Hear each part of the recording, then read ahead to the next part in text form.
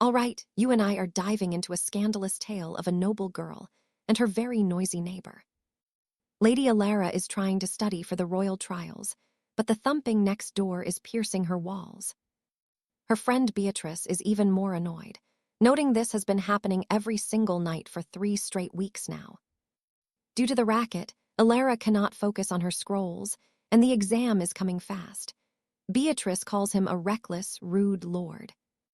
Then the room goes dead silent. Alara gets curious and presses her ear to the thick stone wall to listen. She hears something so scandalous through the stone that it makes her entire face flush bright red. She is still reeling from what she heard when a magical chime from Beatrice suddenly startles her. She jumps, nearly dropping her magic stone, just as the Countess walks in with some refreshments. The sudden entry makes Alara even jumpier, and her mother asks why she is acting so guilty. Trust me, I know how this looks. The Countess wonders if she is reading those forbidden romance scrolls again. Alara fakes a conversation, pretending the person on the other side of the magic stone yelled and scared her. Her mother does not buy the act, accusing Alara of reading those racy tales of forbidden brotherhood once again. It is clear her mother is not buying the act at all, but before the Countess can say another word, Alara rushes to the door. She tells her mother she is going outside to finish the message and bolts into the castle corridor. The Countess knows perfectly well that Alara is lying, but she permits her to go for 30 minutes. As she leaves the room, her mother sighs deeply. She wonders if Alara will ever earn her law degree when she is so easily distracted by idle gossip. Alara leans against the heavy oak door, relieved that she has just managed to dodge a truly massive bullet. If her mother knew she was eavesdropping on the lord next door, she would be scolded severely. She gets goosebumps just thinking about what would have happened if her mother had busted her in that moment. Beatrice wishes to have a word with the noisy neighbor, but Alara tells her she does not need to worry. She tells her friend she will just ignore the sounds and tries to enjoy her time in the gardens. But outside, even the buzzing insects feel louder than the scandalous noises coming from the manor. She tries to ignore the bugs and enjoy the rare clear sky since she has been cooped up inside for so long. Back at the balcony, she realizes the sounds from the neighbor's room aren't actually that loud. It is just her own curiosity making her lean closer and closer to the stone railing to hear what happens next. Now watch this part closely. Her neighbor, Lord Alaric, steps out, and Alara completely loses her focus. She slips and nearly falls to her doom, but Alaric reaches out and catches her just in time. The near-death experience scares her, but her focus is now on his incredibly broad chest as he holds her. He holds her until he realizes she is lingering, then asks if she can stand on her own. She pulls away and apologizes, but her mind is still stuck on his impressive physique. He always wore loose tunics, hiding the fact that he was absolutely shredded under those robes. Now she gets why he is always so active. She stares at her neighbor until he starts to feel like she wants to say something very important to him. Suddenly, another man pops out from Alaric's chambers, clearly undressed, and asks when he is coming back inside to finish. Alara is shocked to her core.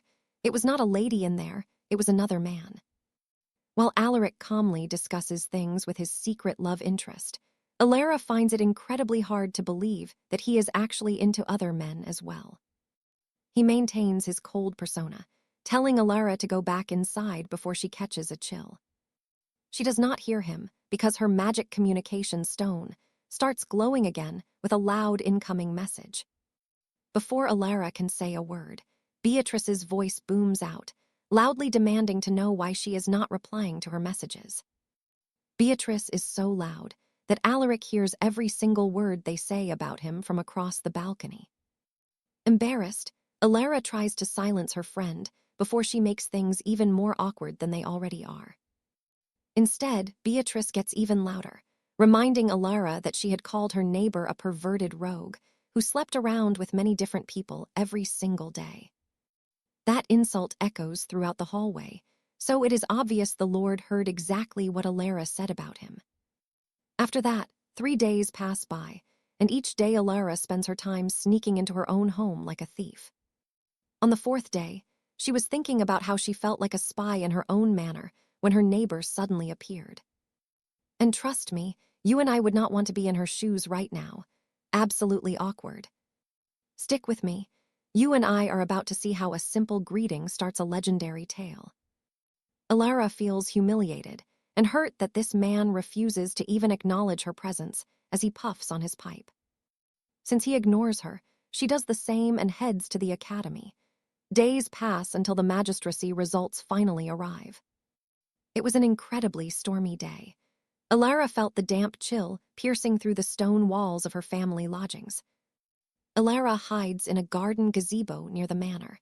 Her mysterious neighbor approaches her in the middle of the heavy downpour. Now pay attention. This moment is about to become the most unforgettable day of her entire life. Watch closely.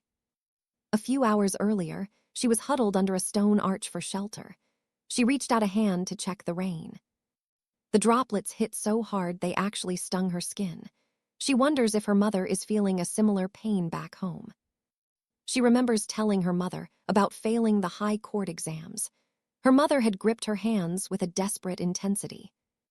Her mother reminded her she had graduated from the academy with honors, trying to offer some encouragement despite the crushing failure. She insisted that Alara shouldn't be disappointed. All she wanted was for her daughter to become a high magistrate for the crown. That was her mother's only wish, but hearing this made Alara feel even worse. She felt like she was just a replacement. A replacement for her older brother who died years ago. When Alara brought this up, her mother looked confused and deeply hurt. With tears in her eyes, she accused her mother of forcing her to live the life her brother should have had. Sensitive topic. It left her mother stunned and unable to follow as Alara turned and walked out. Outside, she spotted Silas casually smoking again. The second their eyes met, she tried to dry her face. He was the last person she wanted to see her like this. She felt humiliated, but for the first time, Silas actually spoke. Hearing his voice only made her more upset, and she ran. She ran aimlessly through the rain until she reached the gardens and stopped to catch her breath. That brief rest made her realize. She took cover under a gazebo, realizing she was soaked. Her eyes were puffy and red from all the bitter crying. As she sat there thinking about everything that had happened, a shadow fell over her. Alara looked up to see Silas staring down. He had that same emotionless look. Alara's tears started falling again as she made an excuse, saying he had simply startled her. Since her tears were obvious, she just let them fall. She told him he could laugh if he wanted, but Silas remained silent. You saw that too, right? This cold man finally showed a shred of kindness by holding his umbrella over her in the storm. She picked up the umbrella and followed him back to the lodgings. He walked her to her door but ignored her questions. Alara froze, debating whether to follow him inside to return the umbrella. She felt it was wrong to enter a stranger's house. But as she turned to leave, Silas told her that if she wasn't coming in, she should at least close the heavy door. Alara took it as an invitation. She had always been curious about this man, so she didn't hesitate to step inside his home. He was drying himself off and seemed surprised. She entered. He silently observed how drenched and shivering she was as she approached him. She explained she couldn't go home yet and asked for a cloth. Silas sighed deeply, his eyes wandering over her soaked frame. He tossed his cloth at her. Alara didn't understand why he reacted that way, but she accepted it and moved further inside. He told her she could sit in the hall, assuring her he didn't care if the floor gets wet. Alara did as told. He leaves her at the door and walks into his room, ignoring her completely when she asks him to wait for a moment. Alara freezes, wondering if she should follow him into the manor to return the umbrella or simply leave and go back home. She decides it is improper to enter a stranger's house, but then her neighbor's voice stops her cold before she can leave. He tells her that if she isn't coming in, she should at least close the heavy door behind her to keep out rain. Alara sees this as an invitation and follows her curiosity, stepping into the dark mystery of his private and messy home. He is drying off and seems shocked she actually entered. He silently observes how drenched and shivering she looks in his light. She tells him she came in to return the umbrella and explains that she cannot return home to her mother right now. She asks for a towel to dry herself. Silas gets distracted for a moment, looking at her soaked frame with a heavy sigh. He sighs deeply and tosses his cloth at her. Alara doesn't understand why he seems so frustrated by her presence in his room. He tells her she can sit in the drawing room, assuring her he doesn't care if she gets the floor wet with rain. Alara does as he asks, sitting down and thinking about how ordinary his manner seems compared to all the rumors she heard. But she soon realizes his home is far from ordinary. There are bottles and clutter scattered across every corner of the hallway. It is a complete mess. She wonders when he last had a servant help, since his clothes look stiff and completely unwashed. And trust me, you and I are about to see if she can survive a night in this chaotic and mysterious manner. Stick with me, soaked and shivering. Hera tries not to judge as she finally finds a somewhat comfortable place to rest. While settling in, she stumbles upon a small card. She picks it up and begins to observe the familiar-looking object.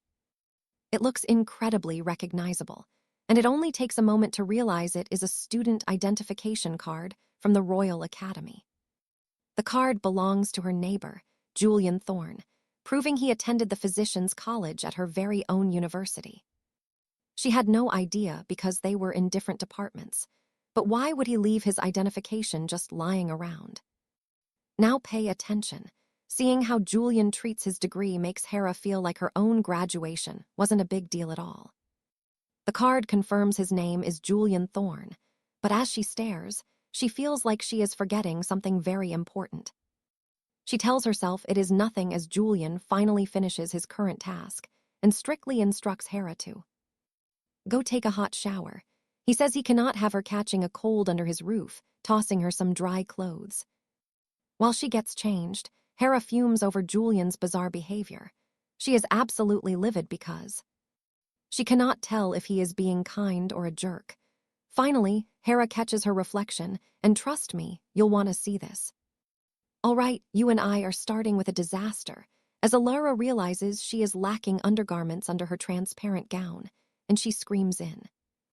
Silence because she knows Sir Alistair has surely seen everything, while he just keeps acting totally unbothered going right about his business as usual. But let's pause because Alara finally catches on to the detail she completely missed. Since Alistair stayed silent, the whole time Alara now sees him as a devious creep and scolds herself for willingly walking into a viper's nest, and trust me, she is convinced this night has some dark motives. All right, you and I are about to see if Alara can stay out of trouble, but trust me, it is easier said than done.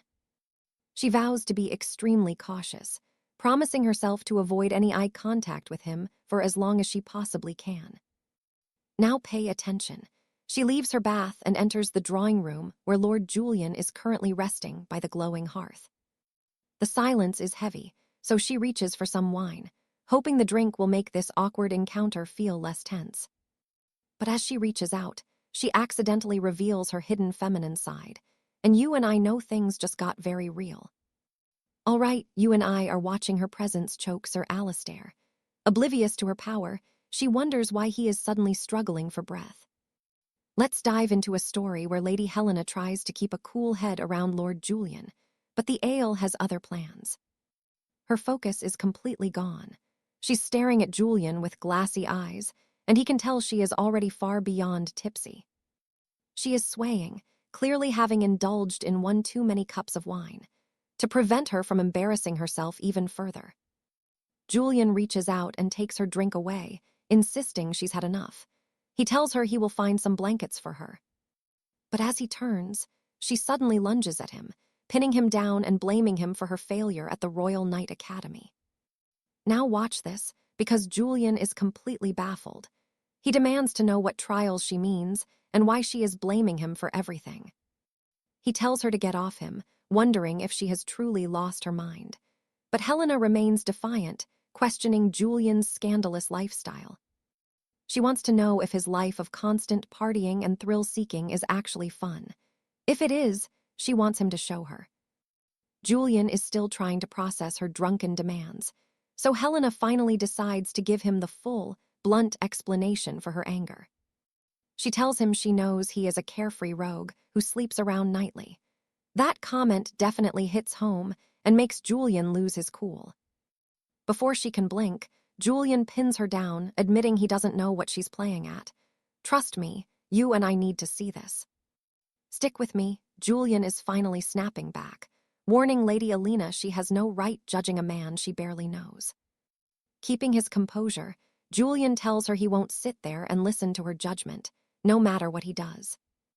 He adds that if Alina hates her life, she should change it, since nobody is actually forcing her to stay. His sharp tone makes Alina uneasy, but she still lashes out at the knight in a fit of pure rage. She slams her fists against Julian's chest, accusing him of being selfish because he always gets exactly what he wants.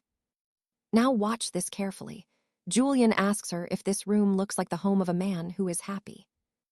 Living life on his own terms, the silence grows heavy until Julian finally decides to break the heavy silence.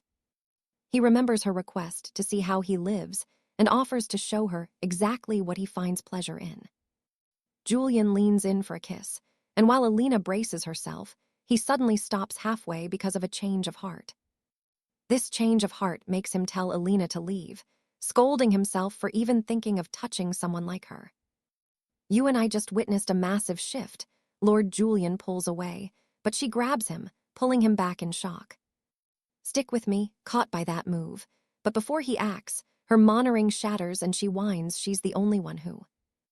"All right, stick with me." Julian doesn't understand why she lives this way, begging Alara to let go of him, but she refuses. She refuses, demanding to know why Julian would associate with anyone else, yet ignore her. We feel her desperation here. Regardless of age or status, why not her? Julian swears he has no clue and commands her to let go. "Watch this." Alara starts sobbing, claiming Julian only feels pity for her, which is why he keeps refusing her love. She admits she is a failure of a daughter and lacks the beauty to be worthy. You and I see her breaking. Stick with me, despite other noble girls. Alina only wants him, driving Sir Julian to absolute madness just hearing her. She won't stop complaining, even though Julian insists she is perfect. He begs her to quit sobbing and release his tunic. Watch her mood shift instantly as she looks at the knight, and asks for a night of intense, noble passion. Julian thought he had settled the drama, but just to soothe her heart, he tells her he wants her too. But he says not tonight, making her scream that he is a liar. Honestly, we all saw that coming, right?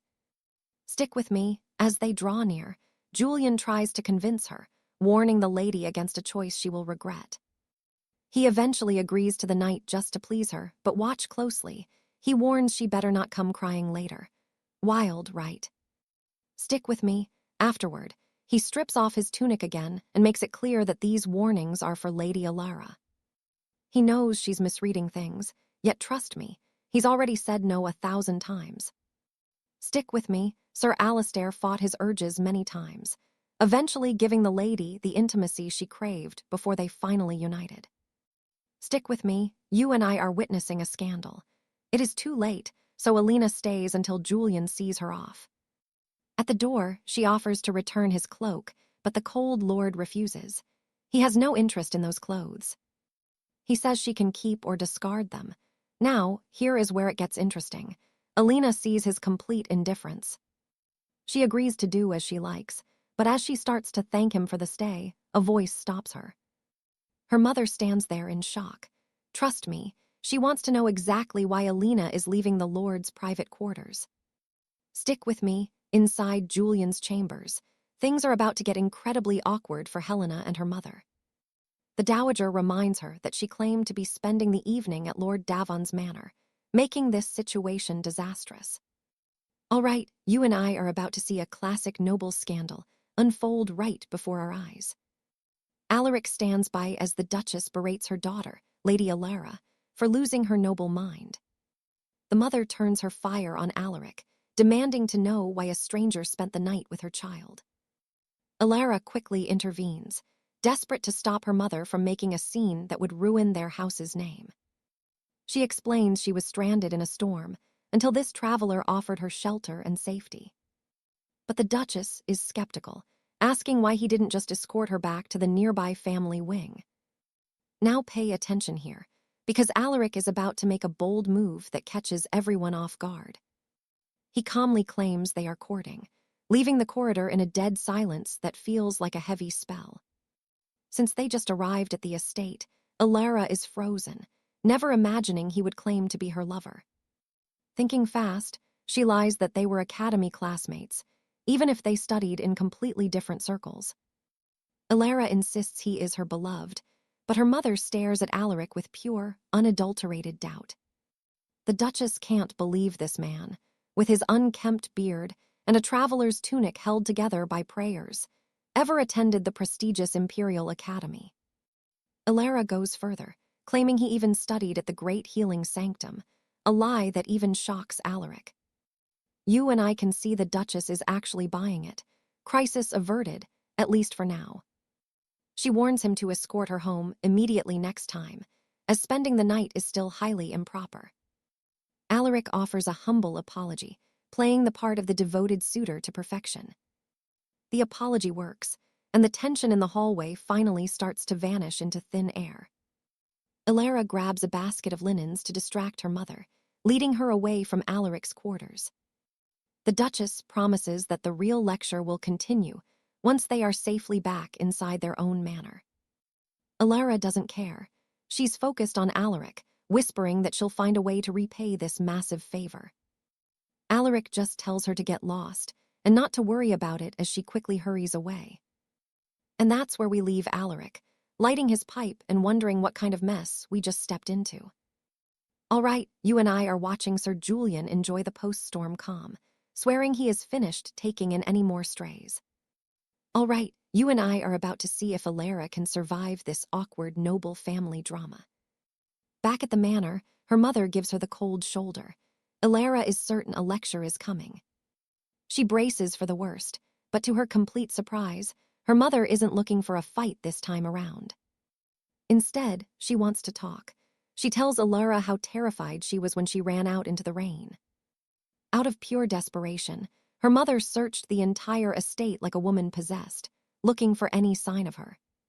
She feared her daughter had met with a terrible accident, and 𝒂𝒂𝒊𝒂 can't help but feel truly sorry.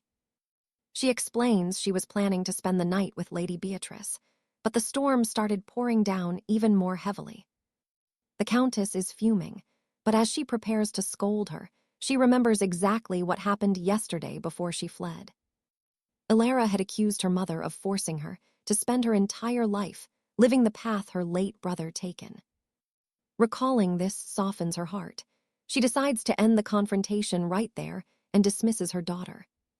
She instructs 𝒂𝒂𝒊𝒂 to go change and mentions the marinated pheasant her father specially brought home for her to enjoy. 𝒂𝒂𝒊𝒂 is thrilled, celebrating as she goes to her room and collapses on her soft bed. Collapsing on her bed, 𝒂𝒂𝒊𝒂 recalls the moment they were caught by her mother, just as they were leaving Julian's estate. Julian had claimed they were courting, spinning a lie so perfectly that he didn't even blink an eye. Now here is where it gets interesting. 𝒂𝒂𝒊𝒂 starts flashing back to what happened last night after their secret moment. In the middle of the night, she saw Julian awake, casually drinking. He offered her the silver goblet. Before drinking, she asked if they were officially a couple. Julian was so shocked he nearly choked. To avoid any future trouble, he explained that a single night of passion doesn't mean they are engaged. 𝒂𝒊𝒂𝒊𝒂 agreed, claiming she was relieved since she'd never want to date a man with such a reputation.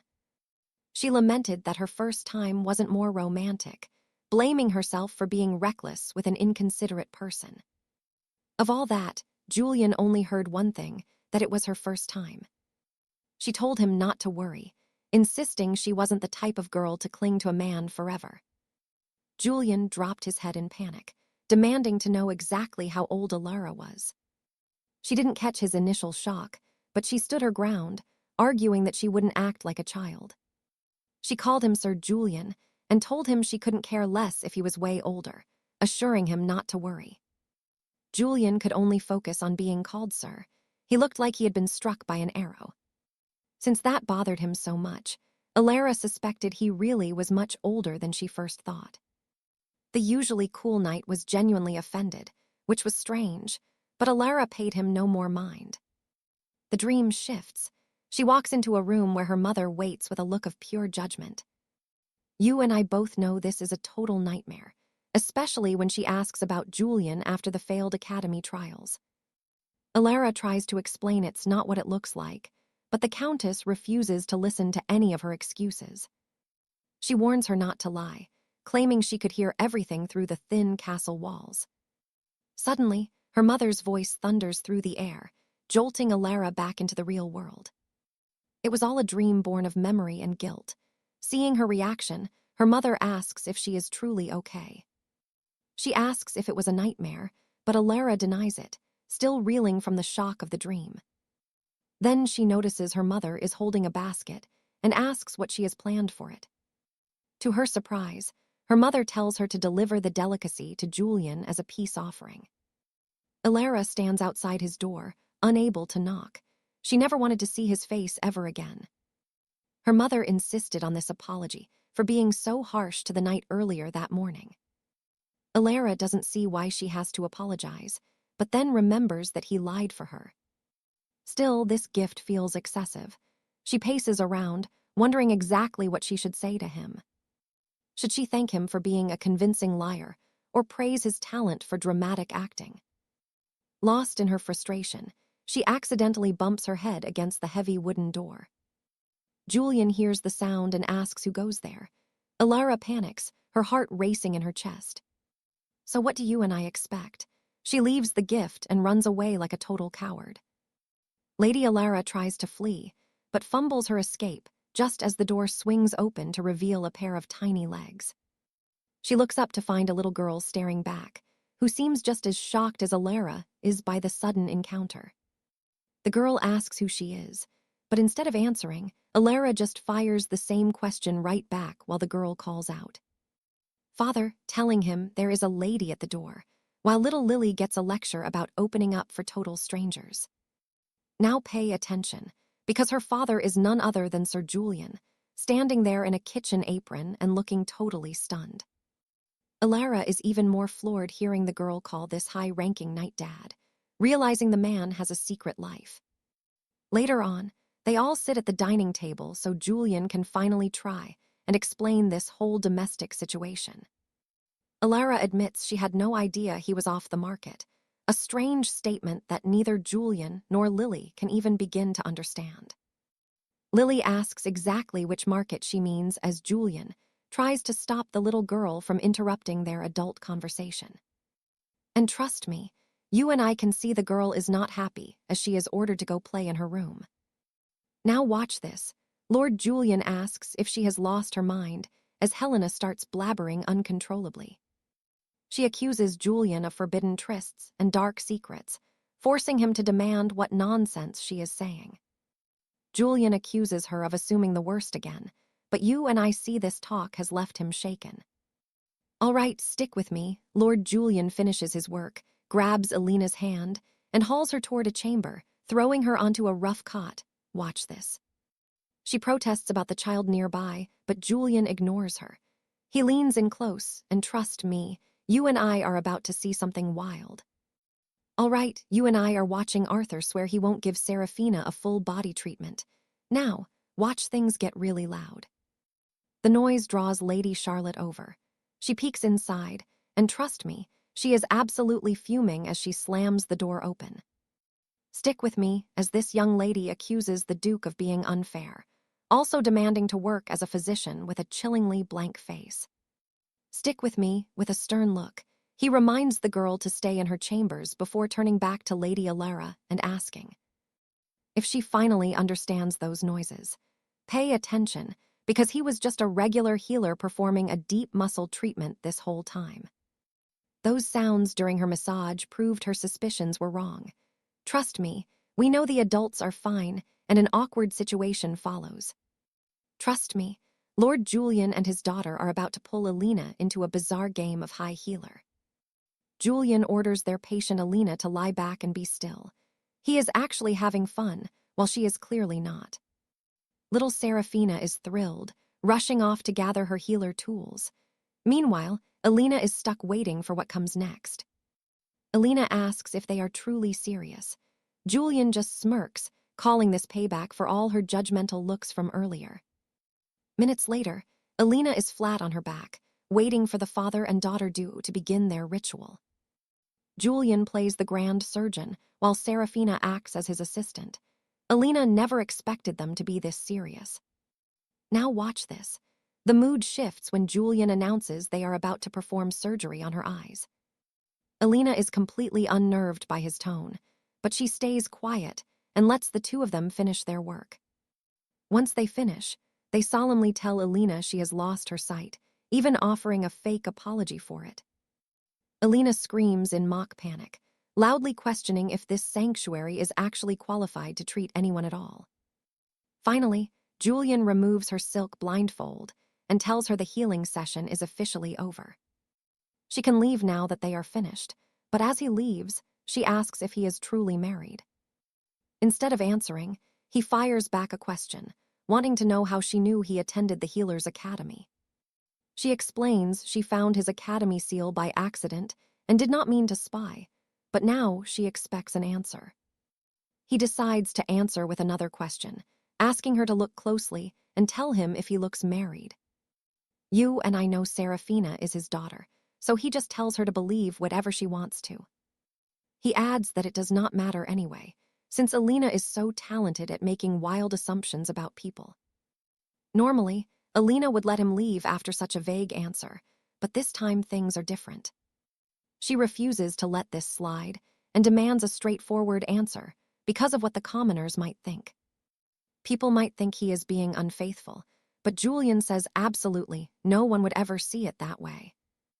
Alina assumes he must be divorced, but his sudden silence makes her wonder if she made a terrible mistake. Realizing his wife might have passed away, Alina sees she went too far and apologizes.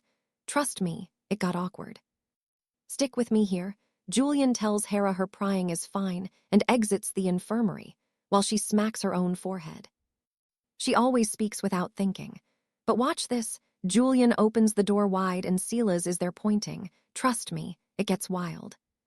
She thrusts the messenger scroll at him, saying the Countess demands a word, so Julian finally takes the call. Stick with me. You and I are about to see Julian get roasted, as the Countess calls him completely mad. We never learn what they whispered, but skip ahead a few days to find Alara brooding at the Royal Library. Alara is dozing over ancient scrolls, instead of studying when her friend Arthur arrives to rouse her from sleep. Though she complains about being startled, he invites her outside to clear her head with some fresh garden air. Outside, Alara confesses Sir Julian's true marital status, and Arthur is absolutely stunned to hear the man is wed. As she tries to hush him, Arthur scolds Alara for being reckless just because she failed her knighthood exams.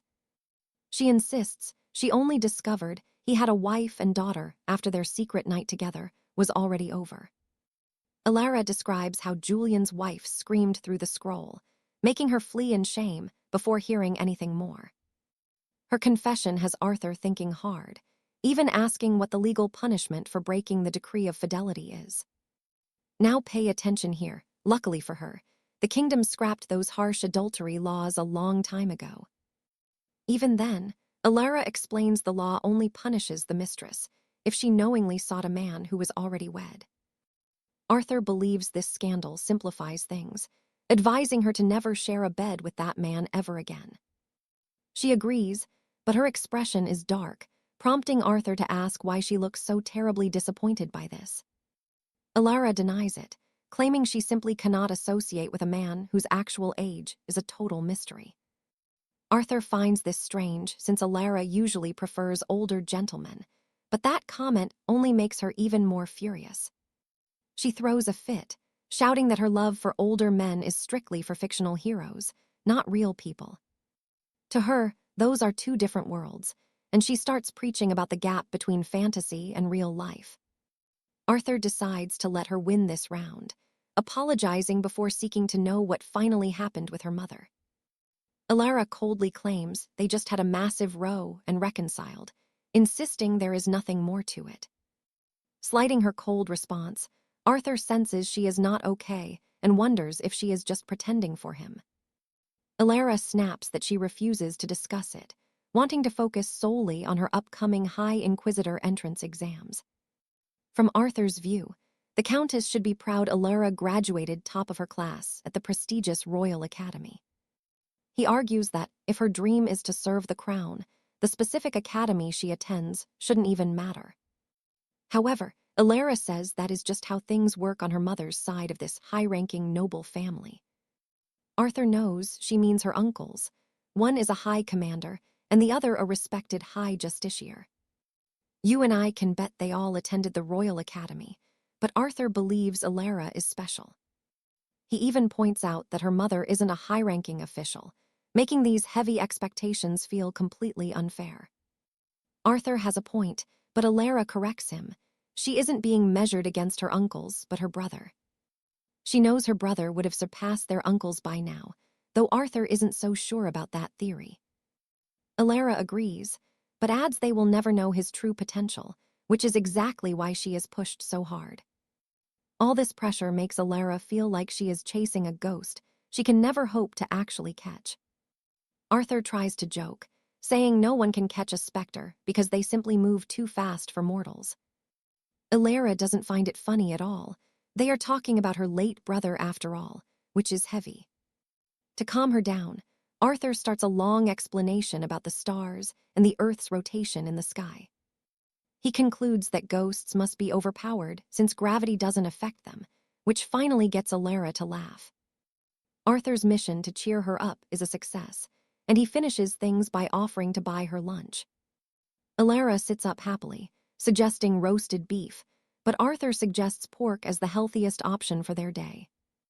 She refuses, craving something far less healthy, and as they leave, a suspicious hooded man watches from the corner. Once they are out of sight, this mysterious figure rises and follows them, which is incredibly strange and unsettling. After their meal, 𝒂𝒂𝒊𝒂 thanks Arthur and suddenly starts talking about him buying a noble estate very soon. He tries to ignore her, but she is already busy imagining their bright future in a grand castle. While lost in her thoughts, 𝒂𝒂𝒊𝒂 suddenly spots someone with striking sky-blue hair that looks incredibly familiar. She freezes as she realizes this man shouldn't be here, watching them from the dark shadows of the alleyway. And trust me, you and I are going to want to see what happens when she finally catches him. All right, you and I are about to dive into one of the messiest family secrets in the entire kingdom. This mysterious man is leading Seraphina toward a carriage with tinted curtains, while Alistair watches in confusion as Alina charges forward. Alina storms across the cobblestones, hurling insults at the stranger. She is so desperate to save the girl that she loses her composure. She dashes blindly into the path of a speeding horse, barely saved by Alistair. Reaching them, she screams Seraphina's name at last. Alina thrusts herself between the girl and this shady noble, demanding his identity. She accuses him of trying to kidnap the child in broad daylight. When asked if she knows him, Seraphina simply shakes her head. Alina turns on the man, fire in her eyes as she speaks her mind. She warns him that stealing away a highborn minor will earn him 10 years in the coldest dungeon the crown can provide. One wrong move, and she will summon the royal guard immediately. The man looks annoyed, trying to explain that his intentions are actually honorable. He claims he is no villain despite his suspicious appearance. But as he steps toward Alina, Alistair moves in to block his path. Alistair grips the man's arm, anchoring him in place. He is not about to let this stranger make any sudden moves toward the girls. Alistair promises that if this rogue touches either of the ladies, he will snap his wrist like a dry twig without a second thought. The stranger thinks Alistair is just bluffing. Alina, seeing the situation escalating, quickly starts to calculate their chances of winning a fight. On the stranger's side, there is a man in spectacles and another driver waiting. It looks like they have the numbers. However, Alina notices the gathering crowd and realizes they might have the advantage if they can just keep the citizens on their side. Now pay attention here. This is where the tension truly begins to boil over for every single person in the square. The murmuring crowd finally forces the shady man to back off, apologizing for causing such alarm to Alina and her friends.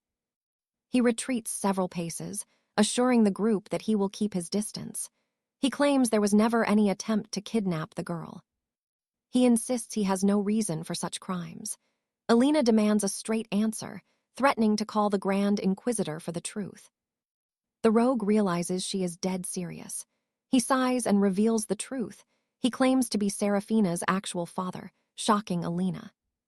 Her finger freezes on the signal stone. This bold claim stops her cold, as the man looks at the girl with a warm smile.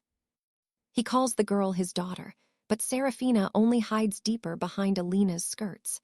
Neither Alina nor Alistair believe a word he says. But as Alina looks closely at the man's hair and the girl's, the matching color makes her blood run cold. This is bad. She asks the child one more time if she recognizes him. Again, Serafina says no.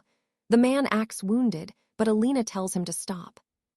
The growing crowd is becoming a problem for the mysterious noble. Seeing the attention they are drawing, he decides it is time to depart. Before stepping into his carriage, he tells Serafina to be more polite next time. He slips a small card into Alina's pocket as he leaves. He promises they will meet again soon. Alina snaps back, asking if he has a death wish, but he just finds her spirit charming. Once the carriage rolls away, Alina checks to see if the little one is unharmed. Fortunately, Serafina is physically fine but emotionally shaken. The townspeople start gossiping loudly about the scandal. The girl begins to cry, so Alistair scoops her up to get away from prying eyes. Later, once they are safe, the two discuss the mysterious third man. Suddenly, Serafina spots Lord Julian and calls out to him. The Lord is caught off guard. Before he can react, the girl is running full speed into his waiting arms for comfort and safety. Now, let's pause for a second. This moment hits different once you realize Alistair is still questioning if this Lord is actually trustworthy. Lord Julian maintains his icy, noble persona as he lifts her up. He asks the group exactly what has happened to the young lady. Alistair watches him, remembering every dark rumor Alina ever whispered. He wonders if they can truly trust any man claiming to be her father. In this messy world, it is hard to know who is telling the truth. Alina tells Alistair to return to his family estate for now. She promises to handle the situation and send word later. Alistair asks her to call for him if any danger arises, which she promises.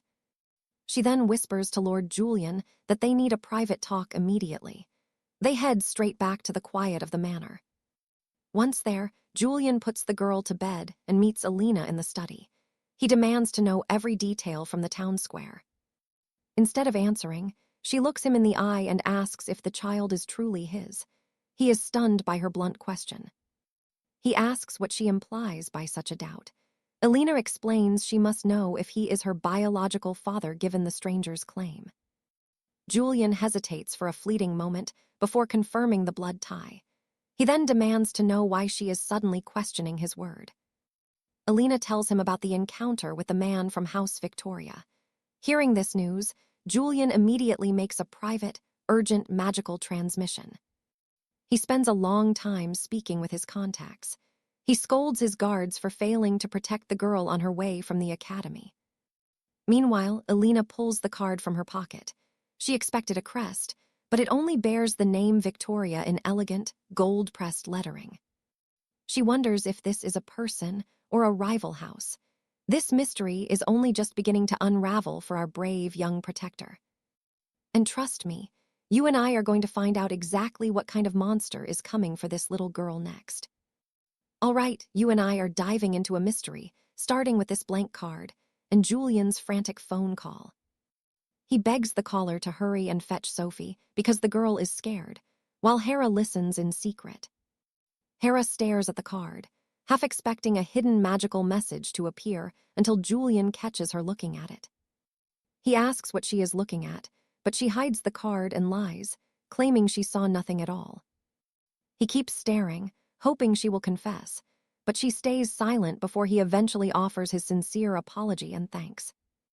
Hera tells Julian no thanks are necessary, but she freezes when he places a hand on her shoulder without hesitation.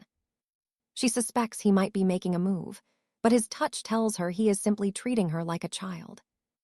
Finally, having enough, she swats his hand away and strictly orders the man to stop what he is doing. Now watch closely.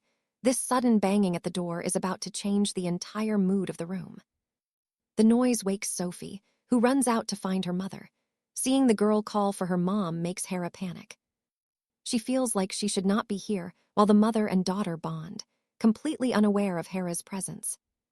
Julian asks Sophie's mother, Lady Jane, why she is wearing theater robes, wondering if she rushed here between takes.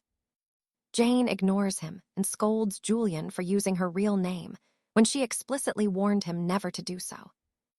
Let's pause here. You and I know Jane is not someone you want to keep waiting for an introduction. Julian says she is just inside, but when he looks, Hera is gone, forcing him to hunt her down. He finds her hiding and asks what she is doing. Hera frantically shushes him, trying to act like a ghost. Hera feels like a complete intruder and thinks Julian is crazy for trying to introduce her to his own wife. All her whispering is in vain because Julian cannot understand a word and begs her to speak much more clearly. By now, the mother has spotted her and rushes over to thank Hera for saving her precious baby girl. Hera is not in any trouble, but she feels like she is, perhaps due to her guilt over Julian. Maybe it is because of the strange and complicated tension that is still lingering between the two of them. So what do you and I make of this tension? Comment Hera and subscribe for more. See you soon.